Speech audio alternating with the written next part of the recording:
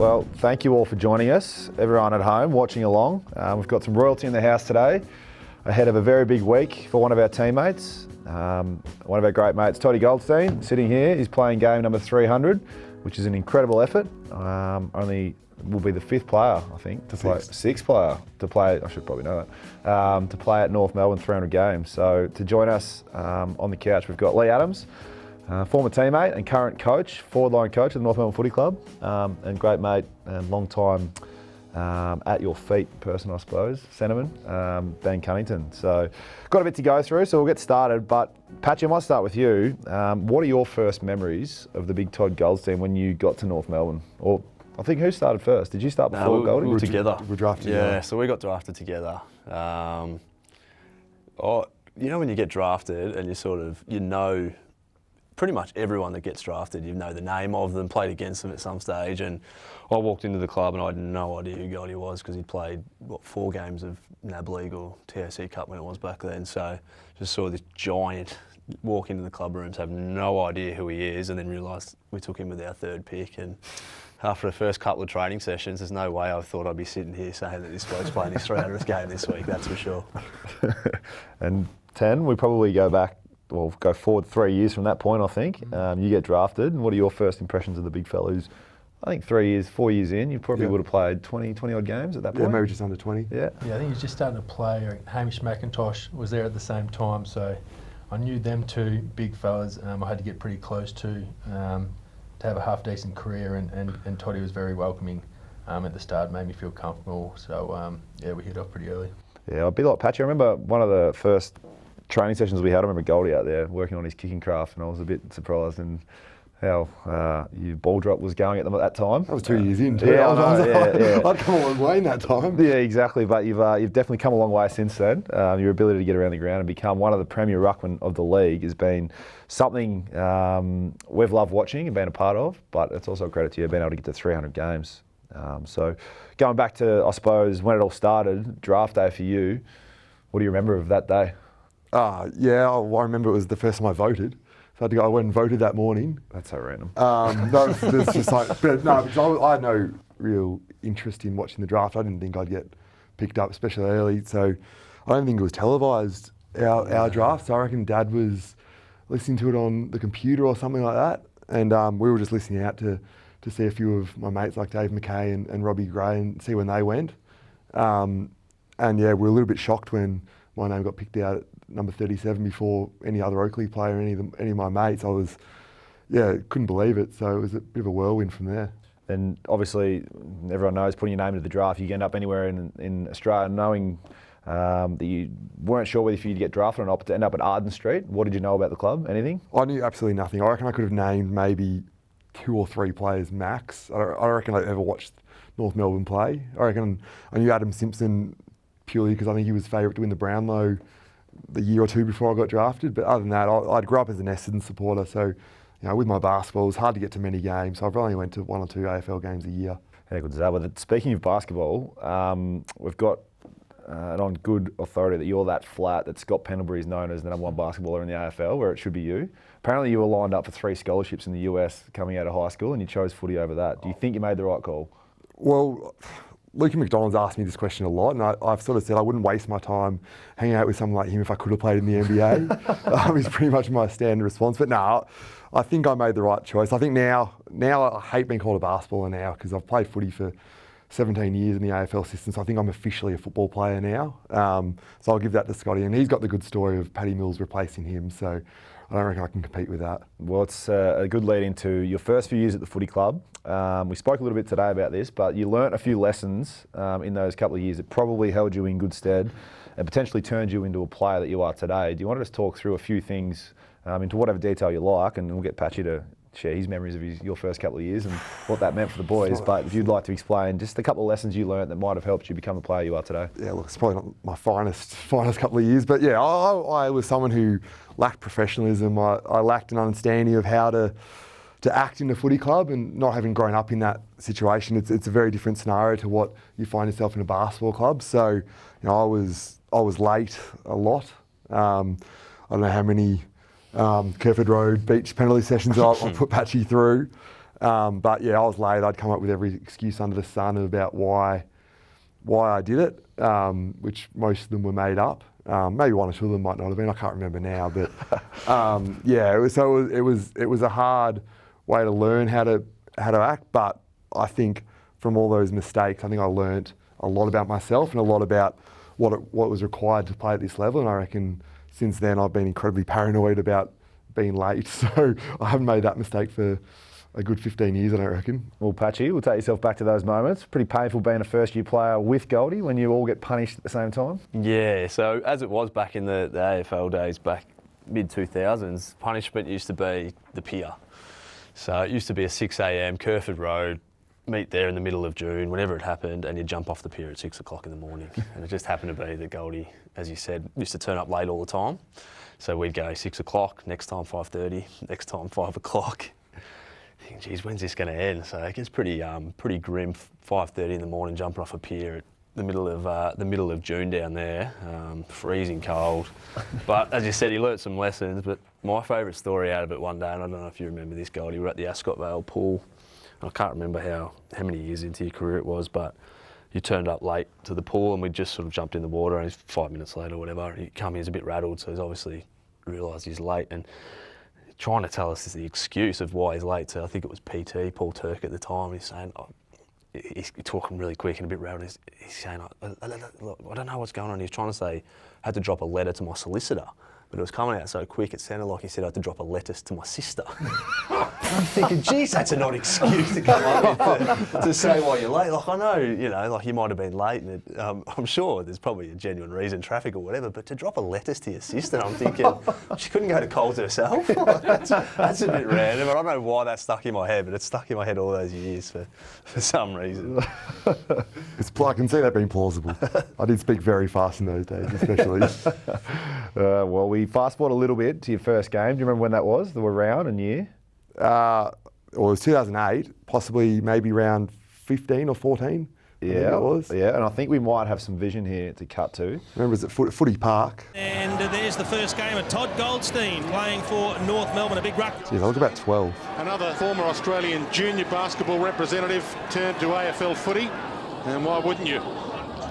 Brogan, and up against in the first game of Todd Goldstein into the ruck. And a tackle, there's a follow-up. Time on now in this second term, and Goldstein marks on the line. Look at that, look at me controlling the game. Look at me. I didn't know what that meant. He's had the one kick, he's had one hit out, which resulted in a goal, and now he gets his second possession. Nice to see the first game and knows the game plan. Right. And Goldstein, perfect palm to Petrie. It's not bad. That's not a bad hit out though. That's a look into the future, isn't it? Yeah, look at that. Straight away, now he's the AFL, VFL all-time record holder. What do you remember from that game? There's probably one or two things I reckon that stick out in your first game. What about yours? Oh, I don't remember. I remember that first kick wasn't my best. I felt like I nearly put Drew in hospital. It felt like it went that high. No, I remember that hit out to Drew, and it was a bit of a whirlwind because I still didn't know what was going on. I had never expected to even get a game. I didn't get a lot of game time, I don't think. I was coming on whenever Drew needed a bit of a rest. But yeah, it was bits and pieces of blurry, but I do remember that hit out very well. Yeah, well, I've got circled here that your first kick was a turnover, so I'm surprised you don't remember that. But we'll move forward to your toughest opponents. So I reckon we'll probably, maybe your top three. Yeah, so Dean Cox is probably the hardest one. I think he was probably on the pedestal when I got drafted. He was the best at being that mobile, agile ruckman that was another midfielder, and I just remember him running down the wing, taking bounces and taking the game on. So he was probably someone that I looked up to and tried to emulate a bit. Probably from this day and age, is probably someone like a Max Gorn, just with his ability to impact the game and his just sheer size and his running capacity as well is huge. And then, the next one is definitely Aaron Sandilands, who is just an unbelievably big man and was able to use that to his full advantage. Some quality opponents. I think we've got a little bit of vision here. Hey Todd, congrats on the big 300. I dare say at least 10 to 15 of them are on me, and one of them sticks well and truly in my head. We both played ruck for the whole game, and you kicked 5 on me. 5 genuine snags. I still think about it every single day. In fact, you got me dropped 3 times in my career. So congrats on the 300. Hope it goes well. See you in game 301. Does it make you feel? You're one of the great ruckmans of our time. So Yeah, I remember that game vividly as well. I think he kicked 3 and had 60 odd hitouts, which he didn't. I think I got the 3 Brownlow votes. So. Was that in Tassie? That was down in Tassie. I think it was 140 something to 140 something. So. Do you shake his hand at the start of the game, so I'll see at the end? Yeah, pretty much. Yeah. Pretty much. No, you know, it's nice to hear those words from Big Maxi. I've got a lot of respect for the fella, and he's done really well. Fast forward now to 2015. It's probably your career best year if you look back on it now. There's one night, grand final week on a Monday night. You were probably, I think you were close to favourite. Going into the night, did you think you were a sneaky chance or not? No.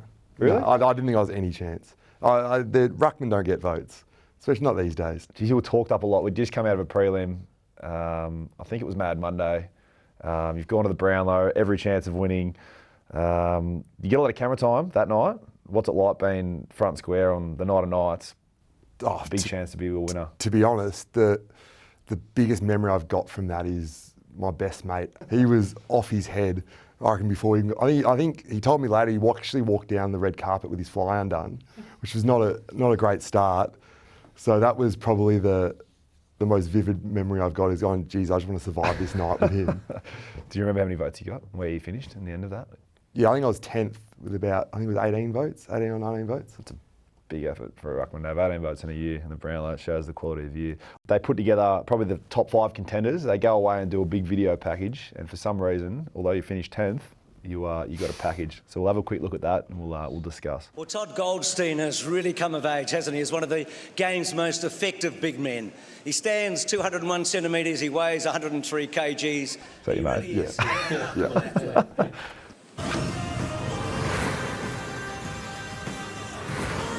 Todd was an outstanding basketballer. I think he was a better basketballer than he was a footballer. He went to America with the Australian under-19 side, played with Paddy Mills and all the top players. He showed a talent for footy when probably not until his last year of secondary school. I think my first session that I ever came to, I wasn't sure whether to be excited about the fact that we had a ruckman who could run so well, or to be so demoralised by the fact that we didn't have any midfielders in the top 5. That's you. That's you too. No, yeah. Against GWS one year, you had how many hitouts? I think it was 80. And who did you play against? I think it was Rory Lobb's first game. Do you reckon he remembers that game? I hope so. I reckon he might. If we have a look at your favourite game in your career, mate, you've played 299. There's probably one or two that stand out for you personally. What do you think they are? Oh, it'd have to be probably the 2 elimination finals, I reckon, in 14-15. The Essendon one first time, I think that was, for all of us, was our first finals win. And then, the second one against Richmond, I think we're a bit more ready for it. We're a bit more excited. I think we felt like we could actually do some damage in the finals. So, when there's 80,000 people in the stands, and probably 78 of them 1,000 were Richmond supporters. 98,000. It was pretty unbelievable feeling, especially when those anthems rang out and the silence around the ground was pretty phenomenal. Patchy, if you've got a lasting memory of Big Goldy, what's one that you could probably pull out of your memory bank that typifies the way he goes about it? It's probably summed up by Brad. The ability for Goldy, when he first got here, the condition he was in, having not played footy, to then 2 or 3 years in, his ability to understand where he needed to get to. And then there was probably a 7 or 8 year period where he was the best big man in the comp because of the ability to run. He just could run blokes in the ground. It helped us win finals because we only had to play one ruckman. You could play an extra runner in there, which probably helped you guys a fair bit playing through the midfield. Because you just knew Goldy would play 98% game time and get it 20 to 25 times as a ruckman, which was unheard of. They were there for hit outs for a long time, and that was it. But when you had a bloke that could get handball receives and kick the ball inside forward 50 or put other blokes into space at 201 centimetres, it was a fair weapon we had there for a few years. What about you? Oh, probably one of the key moments I remember for Toddy is the final against Geelong. We were up by a few goals. Last quarter, I think about 10 minutes ago, they just started piling on the goals, and within under a minute, Toddy's taken that that big mark, and I just recall big shoulder, like just coming out with the ball, and I reckon a lot of people remember that moment because it's got us to a prelim, so that was definitely a defining moment of Todd's career. But some of the games he's had, I remember one at Eddie had Marvel Stadium, we were playing Essendon, and he was on the wing, he was talk about taking bounces, and I think, and then he even wrapped it around his back and was lacing someone inside 50. The game Maxie said about kicking 5, he could really just do it all, so he's like an extra midfielder in there. He is. I've got vivid memories of that Geelong game.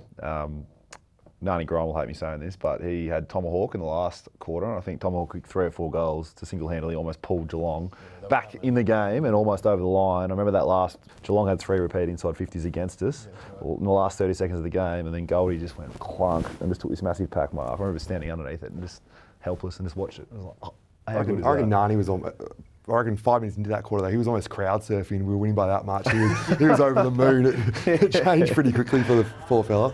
This is it here. Here you go. Perfect. Mackie. This is a tall target. Goldstein turns around and kicks a goal. He was running away and came back to the footy. This is it, right at the end of the game. Comes in, wasting no time from Mackie. Big pack at the drop. Bang. And as he started, perhaps so does he finish. Goldstein. I was impressed with it, but then I realised probably about 4 other North Melbourne blokes could have marked if I didn't. Yeah, I think everyone went and gave you a big kiss after that. Everyone was pretty happy. Yeah, it was good. Now, you've got a pretty special record in the AFL, Goldberg. The most hit-outs ever. It's pretty cool to hold a record like that, do you think? Yeah, absolutely. It's something I'm very proud of. I think, I know a lot of people don't necessarily rate hit-outs and things like that, but I think it is something I'm pretty proud of, and I know how much hard work has gone into getting into a position to be able to win them. So yeah, it's something I'm very proud of. So you've probably done a bit of research in your potential competitors that might be able to knock you off. Is there anyone in the league now who potentially may be able to get there, or do you think you're just that far ahead that there's no chance?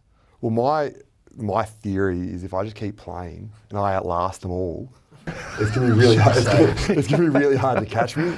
No, I mean, people like Maxie was probably one of the biggest ones, or Brodie Grundy. So I'm actually pretty rapt that they've teamed up together because they're sort of taking hit-outs away from each other.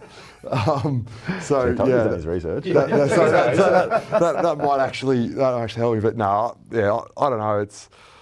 I think longevity has probably helped me there. Not many rucks have got to 300 games, especially playing as much game time as I have. So I think I've got a little bit of advantage there, and yeah, hopefully I can keep going a little bit longer to make it a little bit more unachievable. I'd love to see your stats from when you broke into the team and bustled Big H out of the way for that number 1 ruck spot to now, how many games you've actually missed. Do you actually think you would know how many? Would it be on 2 hands, you reckon?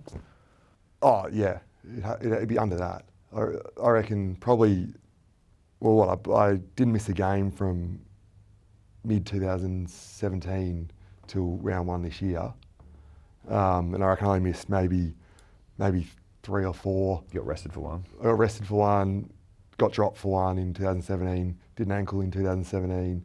So you maybe look another 4 or 5, I reckon, between 2012 and 2017. It was a testament to your ability to, 1, play consistent footy, but 2, I know there's some of the injuries you have had and been able to push through as a big man to, as Patchy spoke about before, not only play ruck, but to play close to 100% and run other blokes into the ground is a testament to your durability and your mindset too.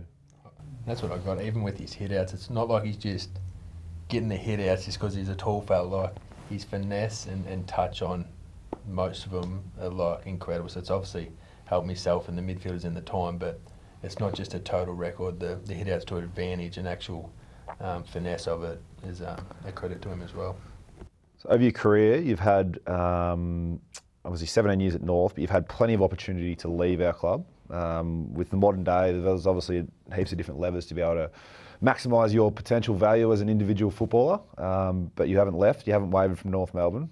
Is there a reason why you've been able to stay a one club player for your whole career? Oh, look, I've always been someone that has dreamt of being a one club player and playing 300 games for this footy club. Like, I was lucky enough to be on the list with 4 of the 5 players before me that have played 300 games. So to learn from Glenn Archer in my first year, have Adam Simpson as my captain for a couple of years, watch how Boomer and how Drew prepared themselves and what this footy club meant to all those guys and others that haven't got to that level. But you know, you learn so much from them. You just fall in love with a joint like this, and the people that are involved. And you know, I spoke about it earlier, but it's, you know, the Janet and Carly Fox and the whole Fox family. It's the Lance Williams. It's Georgie that comes down. It's all these people, and this club's more than just a footy club. It's a family to everyone. So you know, that's made it very, very hard to leave. And I think that's why we've lost so few players to free agency since it's opened up. Is that, you know, this club is something special, and I know the Shinboner spirit's something that's bandy around a bit, but it is something that is intangible that you can't put your finger on, but it makes it very, very hard to leave.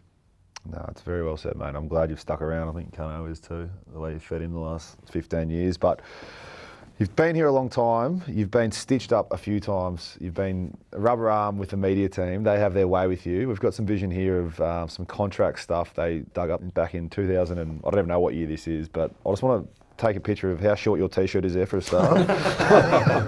You've literally just put pen to paper. Yeah, definitely. It's something really important to us to get it done before the season, before the media circus of GWS starts up. This is a bit of an exclusive for kangaroos.com.au, but that is your contract right there. That is the signature that you needed to put down. Yeah, that's the pen to paper that we needed, and you enjoy watching this. At the club, and it was just about getting the finer details down. So, you know, when I got the phone call then from Tommy Petro saying that it's all done. You know, so in the middle of training, you've got a phone call from your manager. No, we hadn't spoken to anyone. So Heath O'Loughlin was a media manager then. Do you reckon he stitched you up enough over the years or not? Oh, look, I love what he did for this footy club. But yeah, geez, he put us in some pretty bad positions, didn't he? Hey, that was all you. I'm telling you now, I didn't. It's very hard to pretend like that's your actual contract when everybody knows it's not. And he didn't. I don't think he would have worded me up that, like, these questions are coming unfiltered. Like, I had no idea they were coming. So how do you pretend that that's actually a real contract? That's not how it works. Yeah. It's not real life. Thoughts on your T-shirt? Next question. Short. It was short, wasn't it? Please, I had kids at a young age. I gave up on fashion a long time ago. Just ask my daughter. Yeah, okay. Well, Cunners, describe your relationship with Goldberg over the last 280 odd games that you've been around with him. Without crying. No, it's been pretty special. Obviously, like you said, I've been at his feet when we're winning, when we're losing. The walkbacks to the centre bounces, around ground, like we're always right beside each other at his feet. So I've definitely had a lot of experiences and memories together on the field, but also off field. He makes you feel so comfortable. So I feel fully myself around him. We've got such a good bond. We can be honest with each other. So he truly is one of my favourite all-time teammates, and for me personally, I couldn't have been half the player I was literally without him tapping it down my throat. But it goes more than just that. It's on field, off field. Like I said, we've been a couple of metres beside each other for 15 years. So I can't even really explain in words of the relationship me and Toddy have. It's pretty powerful. And for you, Patchy, as a teammate and now on the other side as a coach, what's your relationship like with Goldy? Yeah, I think, you know, obviously we came to the club together as 18-year-olds and grew up together basically for 10 years. I thought I had a decent career there for 10 years. He's been there for another 12 since or something. It just never stops. But the growth I've seen in Goldy in his footy has been unbelievable to get to the player he was, but the growth I've seen as a person as well. And Goldy admits to coming into a football club and not probably knowing how it was to act in a football club coming from basketball, but the person he's grown into now is like, we both walked in together.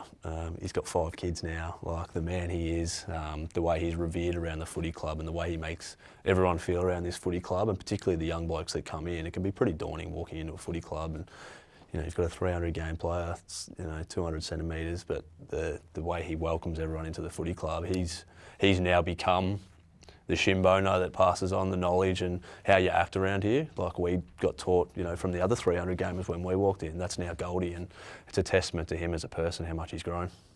Yeah, I think just to echo these fellas' points, but for me, Goldy, you are what North Melbourne's been about the last 17 years. Not doing it the conventional way, but doing it your own way. To get to this milestone is a full credit to you, and I don't know, just on the ground, especially when I look at you, I know what I'm going to get out of you, and I have known that the whole time. So I think all you want as a teammate is to be remembered and to be wanted to be played with, and that's what you've been the whole way. So nothing but utmost respect from myself, the way you've gone about it, the things you've pushed through, the things you've had to deal with off field, on field, the way teams used to target you because you were such a gun and you used to take them apart. I know Clarko said in his press conference, I think, during the week, Hawthorn used to go after you pretty hard too, and nothing would faze you. So I just have loved every minute of being able to play with you. A bit like Connor said, we wouldn't be half the players we are without you being in the midfield. So we just want to congratulate you on 300 games. Make sure we get a win for you first and foremost, and then we can celebrate properly, and hopefully there's a few more after that as well. But congratulations, mate, and it's been an absolute journey. Thanks a lot, boys. Appreciate it. Tony. Well done, mate.